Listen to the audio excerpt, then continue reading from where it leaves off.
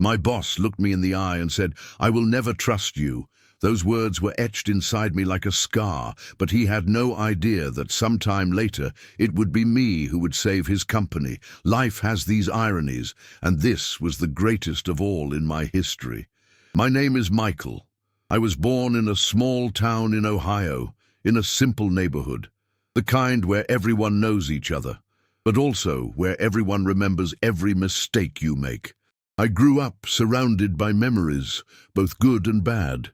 My father, Robert, was a mechanic. He spent hours under cars, his hands always covered in grease, but with that pride in his eyes of someone who supported their family with honest effort.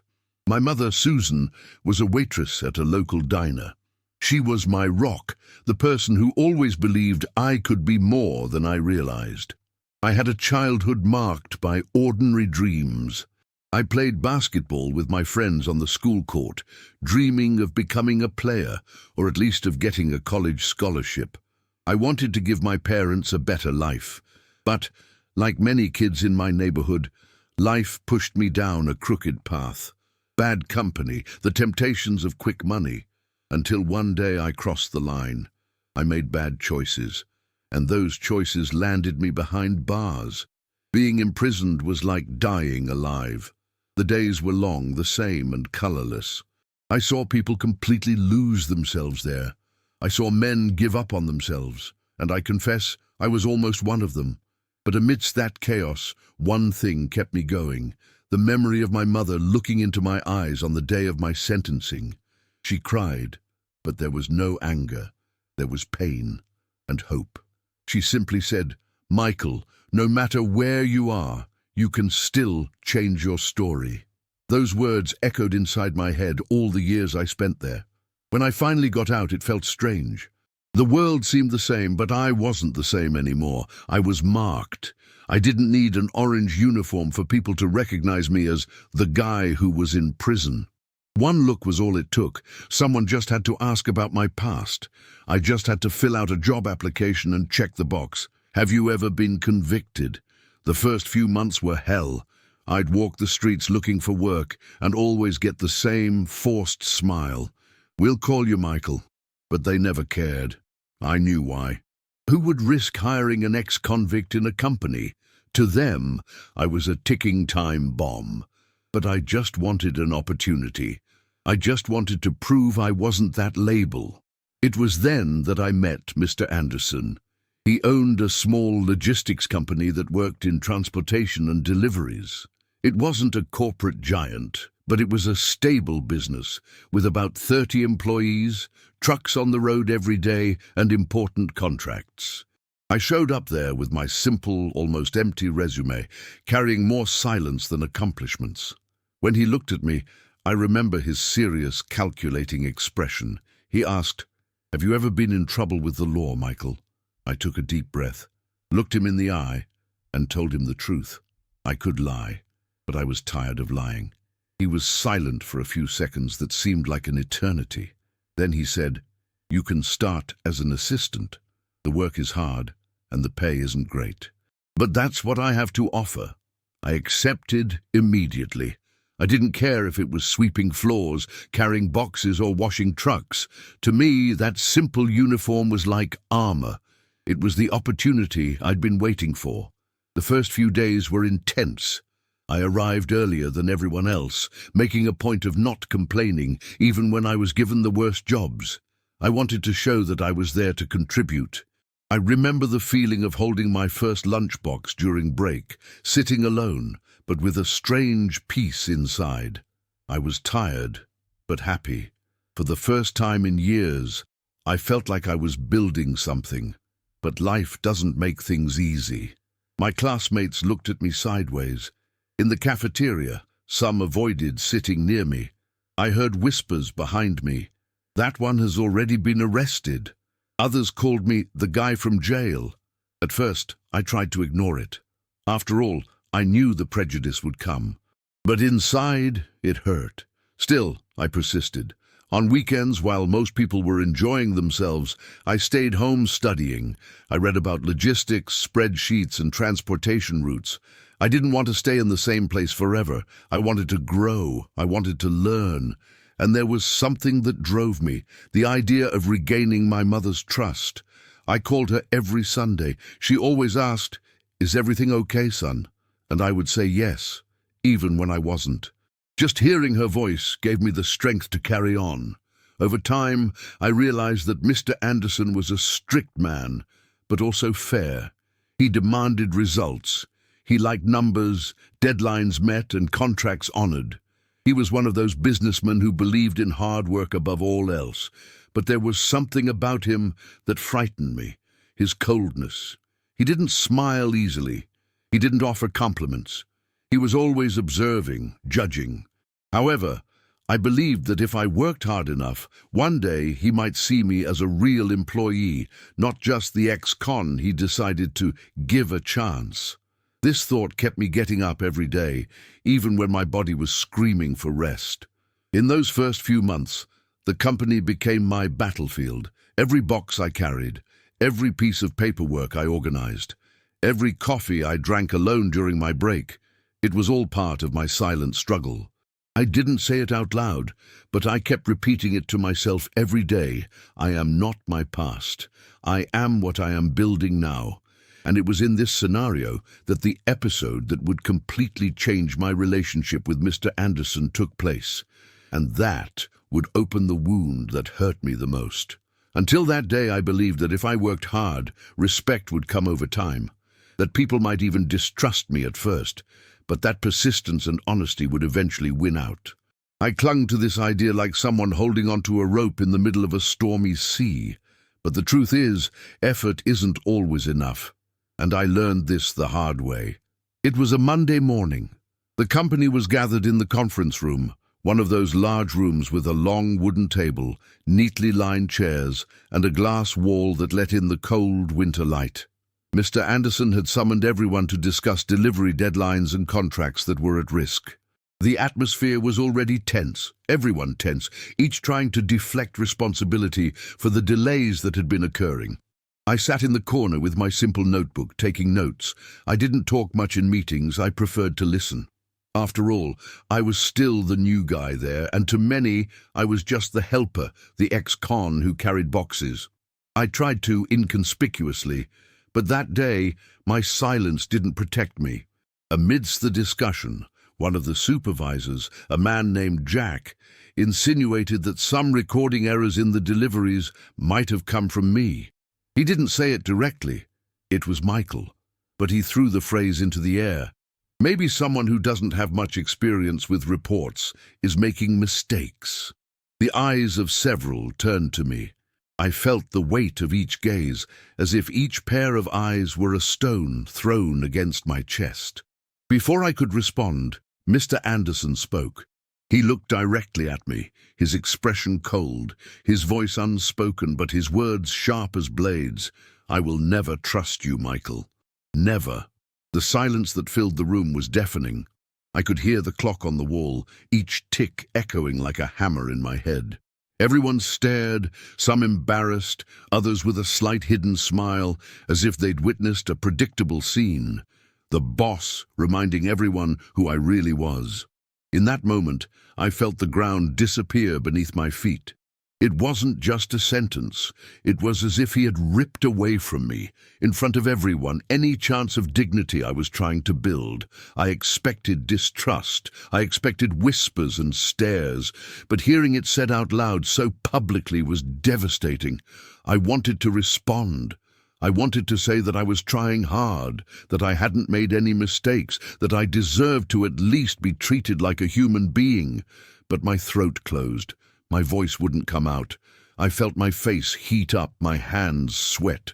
It was like being back in my cell, with the guards shouting, and I had no choice but to swallow the humiliation. Some colleagues looked away, perhaps out of pity. Others nodded in silent agreement, as if their boss had simply said out loud what everyone was already thinking. Jack, the one who had hinted at the mistake, crossed his arms and smirked, satisfied. When the meeting ended, I stood up slowly, trying not to show the storm raging inside me. I walked to the bathroom, closed the stall door, and sat on the toilet seat hidden. It was there that I let the tears fall. I, a grown man, an ex-con who survived prison, was crying alone in a company bathroom because a sentence had torn me apart. But it was more than the phrase, it was everything it represented. Anderson could give me heavy tasks, he could put me on the worst shift, he could charge me twice as much as the others. I would accept it because it was part of the price I knew I had to pay. But what he denied me in that moment was hope. He took away my chance to believe that one day I might be seen differently. I returned to work with a clean face, pretending nothing had happened. But inside me, something had broken. I began to feel that every box I carried, every spreadsheet I organized was worthless because in the end, I would never be more than an ex-con in my boss's eyes. And from that day on, everything changed. My colleagues began to treat me with even less respect. It was as if Anderson's words had given everyone permission to see me as a risk, as someone who could never be trusted. In the cafeteria, the tables moved even further apart. Conversations died down when I arrived. It was as if I had an invisible sign around my neck. "Watch out, criminal." The nights became harder. I'd get home, lie in bed, and relive that scene.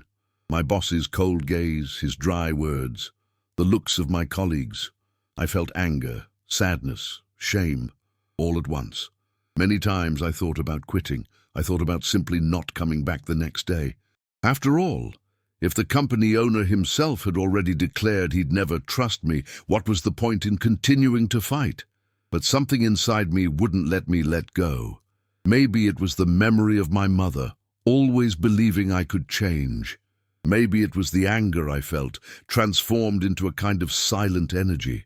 Or maybe it was just pride. The fact is, even though I was hurt, I decided to keep going. And that decision cost me dearly. Because every day I spent after that meeting felt like an extension of that open wound. I worked with pain, with the weight of humiliation throbbing deep in my chest. But at the same time, something began to grow inside me. A desire to prove, not to them, but to myself, that I wasn't what they said. What I didn't know was that life, cruel as ever, still had plans to push me deeper before letting me rise. The wound Mr. Anderson opened wouldn't be the last. It would only be the beginning of the conflict that would change my story forever. After that day in the boardroom, I discovered that an open wound can invite even more attacks. It was as if Mr. Anderson's words, "I will never trust you," had given silent permission for everyone around me to treat me as a potential enemy. The weight of distrust that already existed multiplied, and I felt it in every look, every gesture, every silence. Over the next week, I noticed a change in the air. Small details that had previously gone unnoticed now became evident. When I entered the break room, conversations died down. When I passed through the hallway, some looked away. It was as if I carried a shadow over me, a visible mark, and everyone made a point of staying away. The hardest part was dealing with the disguised indifference of some colleagues. Jack, for example, the same one who had insinuated that the mistakes were mine, now felt even more comfortable needling me. Comments like, "Be careful with the reports, we don't want problems again." Or, "Michael, you didn't forget to write anything down, did you?" He always spoke in a joking tone, but I felt the malice in every word. He knew I had no room to defend myself. There were days when minor operational failures were automatically blamed on me. A truck was late. Eyes turned to me. A load was misregistered. Whispers arose in the hallways. I realized that, even without proof, the blame had already been pinned down. The cruelest thing was that I was dedicating myself like never before. I arrived before everyone else, left last, learned processes that weren't even my job description, just to show I was capable. But the harder I tried, the more it seemed no one wanted to see it. It was as if they were just waiting for the moment I'd make a real mistake to confirm their suspicions. The feeling of isolation grew. I ate lunch alone almost every day. The food seemed tasteless and heavy, no matter what it was. During breaks, I sometimes locked myself in the bathroom again, just to breathe without feeling the eyes weighing down on me. Loneliness was a silent enemy, gnawing at me, reminding me constantly that I didn't belong there, no matter how hard I tried. And as if social rejection weren't enough, there was also the invisible pressure of surveillance. I knew Mr. Anderson was watching me. Not directly, but there was always a quick glance, a note on his clipboard, a presence that seemed to be evaluating my every move. He didn't yell, he didn't reprimand me openly, but I knew his distrust was like a constant shadow. This pressure began to take its toll on my body. The fatigue wasn't just physical anymore, it was mental. I went to bed late, woke up early, and in the little rest I had, my sleep was restless. I dreamed of meetings, of accusations, of doors slamming in my face. I woke up sweaty, with my heart racing, as if I were running from something that would never leave me alone. There was one day in particular that marked this period. An important delivery was late, and the customer called furiously. The entire company was on high alert. While they were trying to figure out the reason, someone mentioned that I had been the last one to handle the paperwork for that route. That was all it took. I felt the heavy gaze on me again. I was called to Mr. Anderson's office. Inside, the atmosphere was cold. He asked me dry, direct, almost accusatory questions. I tried to explain, demonstrating that I had followed the correct procedure, that I hadn't failed at all. After a few tense minutes, it turned out that the problem lay elsewhere, completely beyond my control. But even so, at the end of the conversation, Mr. Anderson simply said, "Pay more attention, Michael. I don't want any trouble." I left that room with a knot in my stomach. Even though I was acquitted, I was still being treated as a potential culprit. It was as if, to them, my mere presence was already a threat. This feeling began to eat away at me. I walked the streets after work, wondering if it was worth continuing. With every step, the memory of my mother was the only thing keeping me going. I knew that if I gave up, I would be confirming what everyone expected, that I wasn't capable of holding down a job, that I hadn't changed, that I was still the same criminal. But bearing this pressure was like carrying an invisible weight every day. Over time, I realized it wasn't just about work, it was about dignity. I wanted to prove myself, but with every attempt, it felt like the whole world was conspiring to bring me down. I saw colleagues praised for small things, while my efforts went unnoticed. I saw opportunities arise and then be denied without explanation. I was always the last option, the shadow in the room, the face everyone tolerated but never accepted. And as time passed, the deeper the initial wound grew. I no longer needed Mr. Anderson to repeat those words.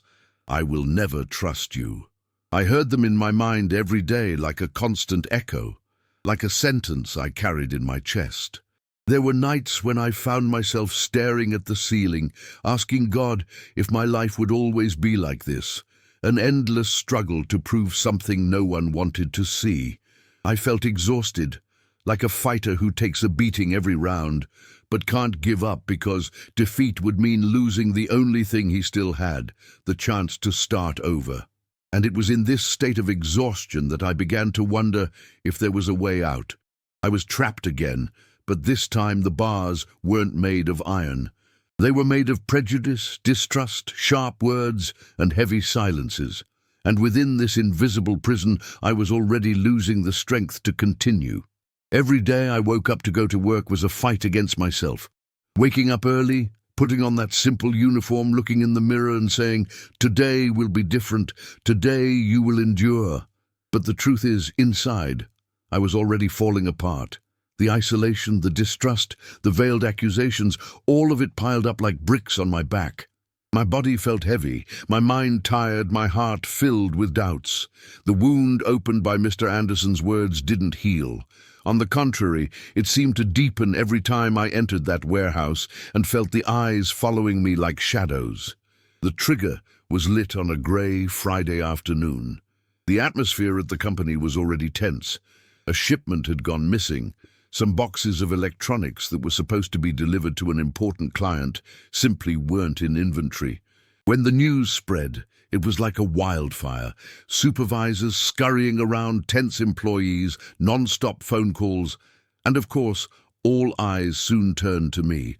I was sitting in the warehouse checking spreadsheets when I heard my name being called over the public address system. "Michael, please report to Mr. Anderson's office immediately." My heart raced. I knew what was coming. I walked into the room and saw Anderson, serious as ever, with two supervisors by his side. On the table was the report on the missing cargo. He didn't need to say much. He just looked at me and asked the question that cut to my core. "Was it you, Michael?" At that moment, the world stopped. I looked at him, tried to find words, but could only stammer, "No, sir, I would never do that." My voice was shaking, and I knew I sounded guilty even though I was telling the truth. One of the supervisors, Jack, always him, crossed his arms and said, "Look, I don't want to accuse anyone, but we all know who here has a complicated past." His words fell like stones. They weren't just a veiled accusation, they were a sentence. Mr. Anderson took a deep breath and said, "Michael, you have to understand. I can't trust you, not after what's already happened in your life." It was like my heart had been ripped from my chest. I wanted to scream. I wanted to pound the table. I wanted to demand respect. But instead I remained silent. I felt tears burning my eyes, but I didn't let them fall there in front of them. I just lowered my head and said, "I didn't do it." I left the room devastated. In the hallway, I heard whispers. Employees were talking, some with looks of contempt, others of curiosity, like someone watching a movie already predicting the ending. I was the villain in their story, the convenient culprit, the perfect scapegoat. That night, I returned home a zombie. I didn't eat. I didn't turn on the television. I didn't respond to anyone. I lay in bed and stared at the ceiling, feeling the weight of every injustice I carried. For the first time since leaving prison, I seriously considered giving up. I imagined what it would be like to simply not return the next day. Quit my job, abandon everything and disappear. Maybe move to a new city. Maybe accept that my destiny was indeed to live on the margins. Because after all, what was the point of all that effort if in the end I would always be the ex-con? That early morning, I sat on the edge of my bed, my head in my hands. I felt trapped again. There were no bars, but there were invisible walls that prevented me from moving forward. And worst of all, no matter how hard I fought, I would never be able to break down those walls alone. I wondered if it was worth staying alive. That's the harsh truth. Desperation led me to thoughts I'd never had before. I found myself on the edge, thinking that perhaps life had nothing left to offer me. I'd tried. I'd struggled, but it seemed like the whole world was trying to push me back into the hole. I remembered my mother. I remembered her tears on the day I was convicted. I remembered her words, "You can still change your story." And that tore me apart inside. Because I was trying to change, but the world wouldn't let me. I spent hours like that between silent crying and emptiness. The sun rose, and I remained seated, unable to get up. I felt like a failure. This was, without a doubt, the lowest point of my life outside of prison. There were no bars, no guards, but I felt more incarcerated than ever. And it was precisely in this state of ruin that something unexpected happened. Something small, almost invisible, but it planted a spark within me that would change everything. But that I only discovered the next day. After that Friday, I felt broken inside. There was no joy, no motivation. Work had become nothing more than a battlefield where I entered defeated every day. But as happens in life, sometimes hope doesn't come as a flash of lightning, but rather as a small, almost invisible spark that ignites when we least expect it. On Saturday morning, I woke up with my eyes still puffy. I didn't want to get out of bed, but I knew I needed to breathe fresh air. I left the house and walked aimlessly through the city streets. My feet took me to a community library, a place I used to go as a teenager. I hadn't been there in years. There was something quiet and comforting about that space, as if the world had stopped for a few minutes. I walked in, grabbed a random business book, and sat down at a desk. I wasn't exactly sure why I was doing it. Maybe it was just to occupy my mind. But as I flipped through those pages about planning, logistics, and business organization, I realized something curious. I understood it, not as an expert, but as someone who, through so much observation, had already learned a lot about how the company I worked for worked. I spent hours there, reading, taking notes in an old notebook I carried. For the first time in a long time, I felt something different: interest. It wasn't just a book, it was a possibility. I realized that maybe I wasn't condemned to carry boxes for the rest of my life. Maybe I could grow, learn, show my worth in another way. On Sunday, I called my mom. She always answered with a sweet voice, as if she'd been waiting for that call all week. I tried to hide my discouragement, but she could tell. "Son, you can't let what others think of you define who you are. They don't know the heart you have. If God still gave you breath, it's because your story isn't over." Those words were like a balm. I didn't have all the answers, but I understood that if I gave up at that point, I would be throwing away not only what was left of my life, but also all the faith my mother had in me. I couldn't allow that. On Monday, I returned to work still feeling the weight of humiliation, but with a different idea in mind. I wasn't going to wait for them to accept me. I was going to make myself indispensable. I didn't want to be just another employee. I wanted to be someone they couldn't ignore. It was then that I noticed an error in the delivery reports. It was something small but serious. Dates swapped, routes poorly planned. I wasn't responsible for that part, but out of habit, I'd glanced at the document on the table. If it went unnoticed, the company would lose not only deadlines, but also credibility with a major client. My heart raced. Here was my chance. I could simply ignore it and let the problem fester. After all, it wasn't my responsibility. But something inside me told me this was the time to act. That night I took the report home. I spent hours analyzing it, comparing data, and scribbling alternatives in my notebook. I, an assistant who was supposed to just carry boxes, was there putting together a logistics plan as if I were a manager. But I couldn't stop. It was as if each line I wrote was a brick rebuilding my confidence. As I wrote, I thought about everything I had heard so far. "I will never trust you." Those words burned in my mind, but instead of destroying me, in that moment they served as fuel. I wanted to prove myself, not to Anderson, not to Jack, not to my colleagues, but to myself. I wanted to look in the mirror and see someone who hadn't given up. The next day, I arrived earlier than everyone else. I waited for the right moment and went to Anderson's office. He was busy as usual, but I knocked on the door and said, "I need to show you something important." He raised an eyebrow suspiciously, but gestured for me to enter. I laid the report on the table and with trembling hands explained every error I had found. I explained the impact it would have if left uncorrected and presented the solution I had devised. He remained silent, watching me with that cold gaze that pierced me like ice. I spoke with a choked but firm voice. When I finished, he didn't say anything for a few seconds. Then he just closed the report, looked at me and said, "I'll check that out." There was no praise, no smile, no recognition. But inside me, something shifted. I had done the right thing. I had proven to myself that I could do it. That night, I returned home tired but different. I looked in the mirror and for the first time in a long time, I didn't just see an ex-con. I saw someone who still had a future. It was just a small gesture, a nearly invisible detail, but it was the sign of hope I needed. It was proof that no matter how low I'd fallen, there was still a way out. There was still a chance to turn the tide. And little did I know that that small act would be just the beginning of the biggest turnaround in my life. When I left the report on Mr. Anderson's desk, I didn't know what to expect.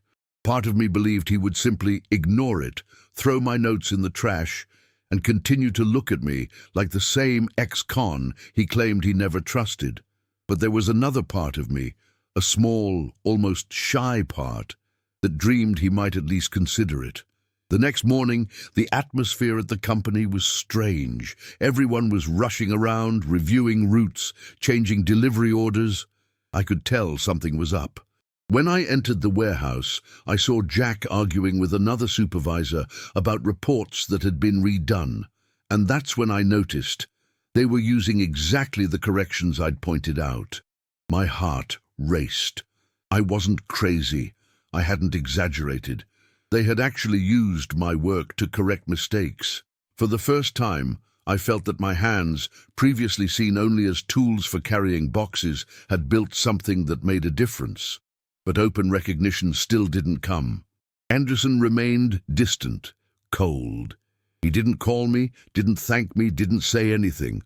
However, I noticed something different in his eyes.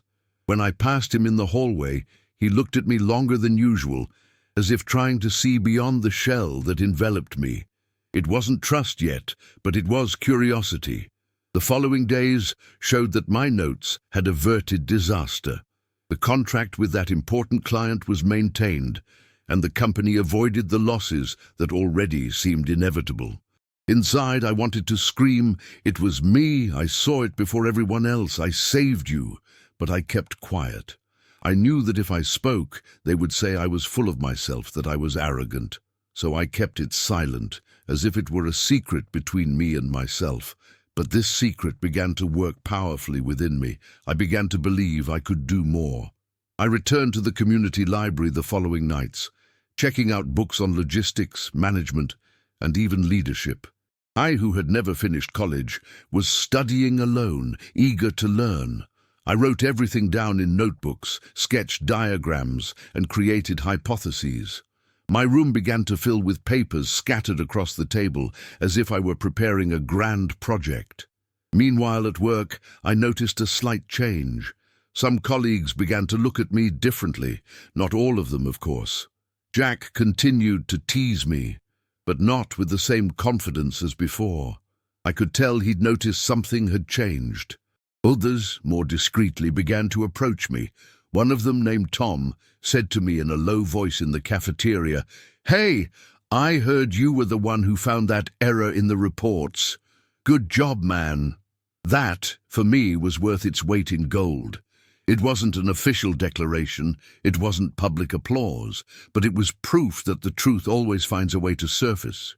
The real turning point, however, came 2 weeks later. The company faced another crisis, this time involving delays on 3 different routes. It was an emergency meeting, with all the managers and supervisors present. I, as always, was there just to take notes and observe. But as the discussions heated up, I realized that no one was seeing the root of the problem. They were discussing superficial solutions, but I, from the notes I'd been taking on my own, knew exactly where the error lay, in the distribution system that didn't account for loading and unloading times at certain warehouses. My heart began to pound. I knew this was the moment, but there was also fear. I knew that if I opened my mouth, I might be ridiculed. They might say, "You're not paid to think, Michael. You're paid to carry boxes." The memory of Anderson's phrase, "I will never trust you," echoed in my mind like a warning to be quiet. But suddenly I remembered my mother, her faith in me, and I also remembered the hours spent in the library, studying in silence. I thought, I know what I'm talking about. If I stay silent, I'll spend my whole life hiding. The time has come. I raised my hand, my voice still trembling, and asked to speak. The room fell silent. Everyone looked at me in surprise. It was rare for someone of my stature to interrupt a meeting like that. Anderson looked at me seriously and simply said, "Speak, Michael." I explained, step by step, where the error lay and presented the solution. I used simple examples and showed them the notes from my notebook. My voice trembled at first, but as I spoke, I gained confidence. I could see in their eyes that they understood. When I finished, silence reigned for a few seconds. Then, to my surprise, one of the directors said, "He's right, it makes sense." Others nodded in agreement. For once, I wasn't the scapegoat. I was the solution. Anderson looked at me, serious as always, but this time there was no coldness in his eyes. There was respect. He didn't say anything at that moment, but I could tell, and that was enough to fill me with energy. In the days that followed, my solution was implemented, and again the results showed. The company was able to reorganize itself, avoid further delays, and as a bonus, improve route efficiency. I hadn't yet received public accolades, but I realized my voice had been heard. I was no longer just the guy mopping the floors. I was someone with ideas, someone who made a difference. That was the turning point. It wasn't a big announcement. It wasn't a standing ovation. It was quiet, but powerful. For the first time, I felt the invisible chains that had held me back begin to loosen. For the first time, I realized that those who had humiliated me were beginning, albeit timidly, to realize that I wasn't what they thought. And something inside me changed forever. I stopped waiting for people to trust me before taking action. I understood that trust isn't something you ask for, it's something you earn. And I was determined to earn it, no matter the cost. After the turning point, I knew there was no turning back.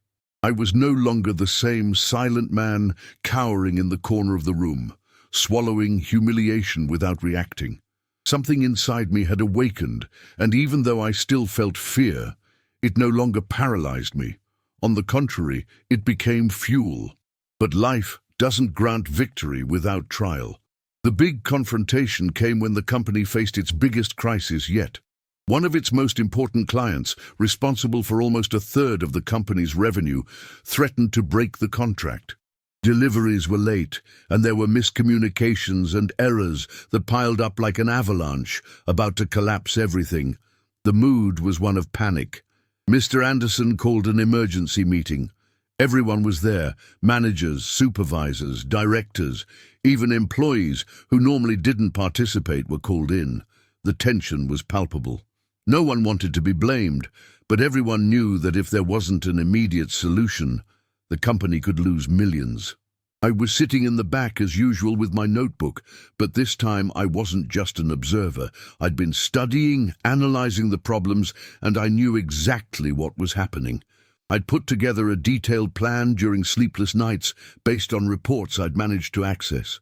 The company's chaos was nothing new to me because I lived day to day in the warehouse and saw things that the directors, stuck in their offices, never saw. The meeting began with accusations. Jack once again tried to shift some of the blame onto me, insinuating that recording errors in the shipments could be linked to the problem employee. My blood boiled. For a moment I felt the same pain again as I'd felt in the first meeting when Anderson said he'd never trust me.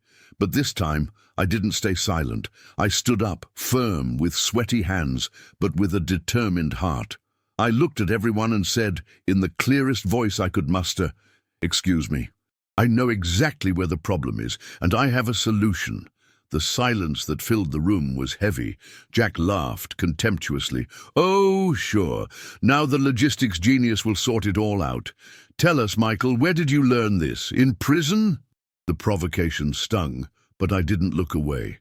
I knew this was the moment when I either shut up again and remained trapped in the shadows, or I stood up once and for all. I took a deep breath and continued. "You're just looking at the reports. But I'm on the warehouse floor every day.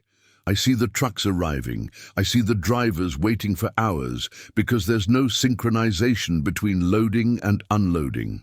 The problem isn't just on paper, it's in the system you've set up. It doesn't take into account the real time of operations, and that's why deadlines never meet." I took out my notes and laid them out on the table. I showed them graphs I'd drawn by hand, scribbles that made sense to me, numbers that backed up my arguments.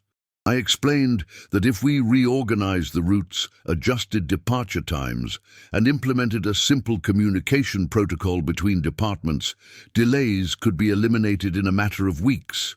At first, I heard murmurs of disbelief, but as I spoke, I noticed some directors starting to really pay attention. One of them even interrupted Jack, saying, "Wait, let him finish." Anderson watched me silently. His eyes were fixed on me, and I felt like this was the final judgment. Every word I said seemed measured, weighed, evaluated. When I finished, the room went silent for a few seconds. I could hear my own heart pounding in my chest. Then one of the senior directors, Mr. Collins, said, "That makes sense. We'd never looked at it that way before." Others began to agree. Even the most skeptical admitted my proposal was viable. Jack tried to retort, but this time he found no support. For the first time, his provocations echoed in the void. And then something I never thought I would see happened.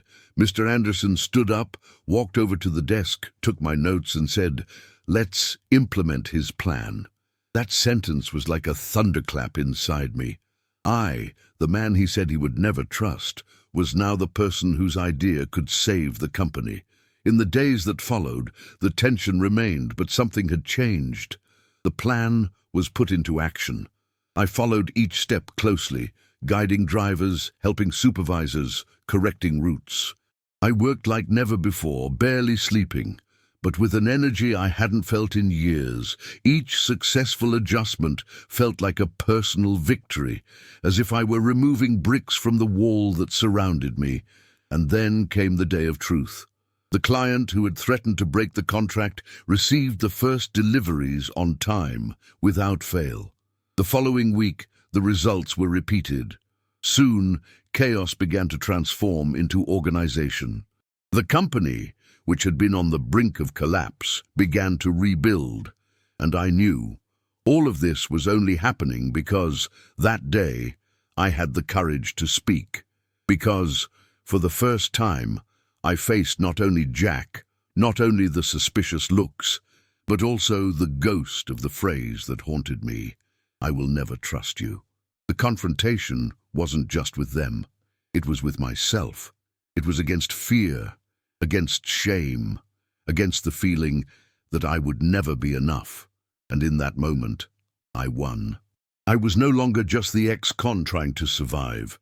I was the man who, in front of everyone, faced injustice and presented the solution. I had stood up. I had fought. And for the first time, I felt like I was truly earning my place. The days following the confrontation were the most intense of my life. The entire company felt like a battlefield in recovery.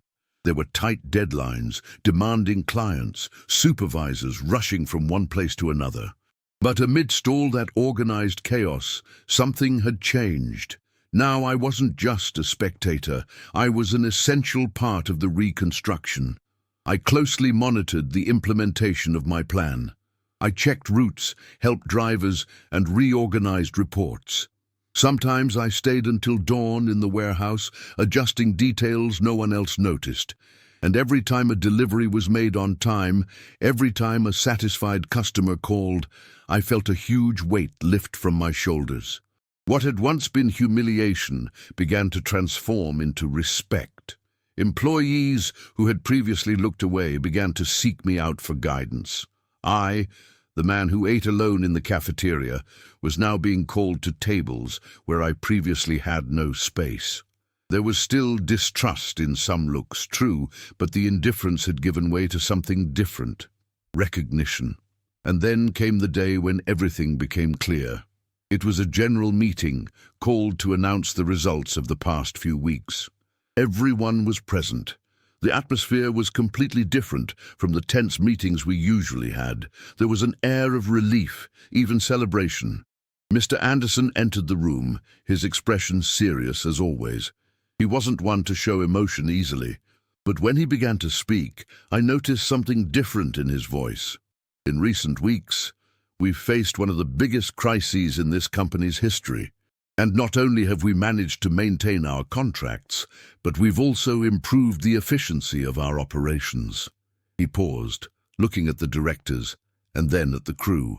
I was sitting in the corner, as usual, trying to inconspicuously, but suddenly, his eyes turned directly to me. And this was only possible because someone here saw what no one else did, because someone had the courage to present a solution when everyone was lost. That someone is Michael. For a few seconds I thought I'd misheard. But no, it was real. He'd said my name. He'd acknowledged in front of everyone that I was the one responsible for saving the company.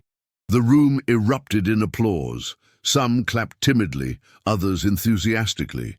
I stood still, unsure how to react. I never imagined I'd hear this from him, the same man who, weeks earlier, had looked me in the eye and told me he'd never trust me, was now giving me the recognition I'd longed for. I looked around and saw surprised faces, some even embarrassed. Jack, in particular, seemed to be swallowing hard. That smug smile he always wore was gone.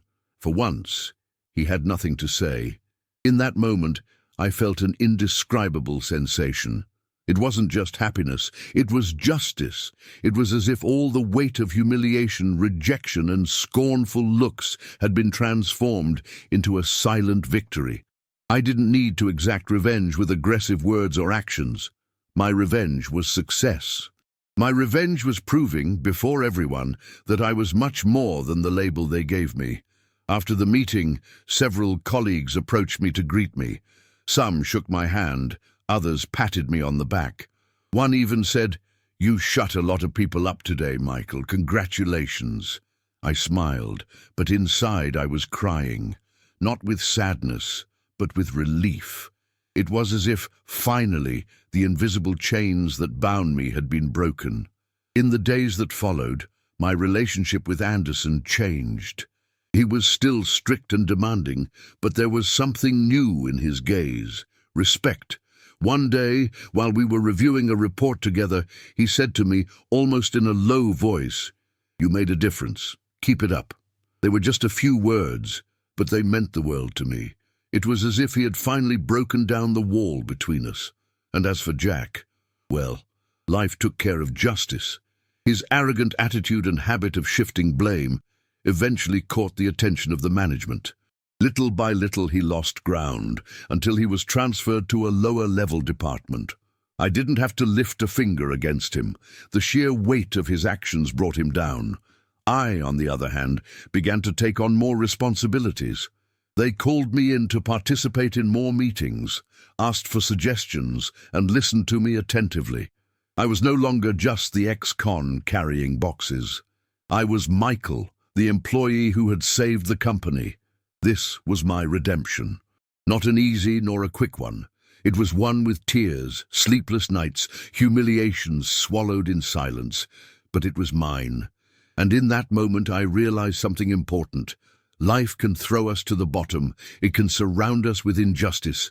But there will always be a chance to turn the tide, no matter what anyone says, no matter what anyone thinks.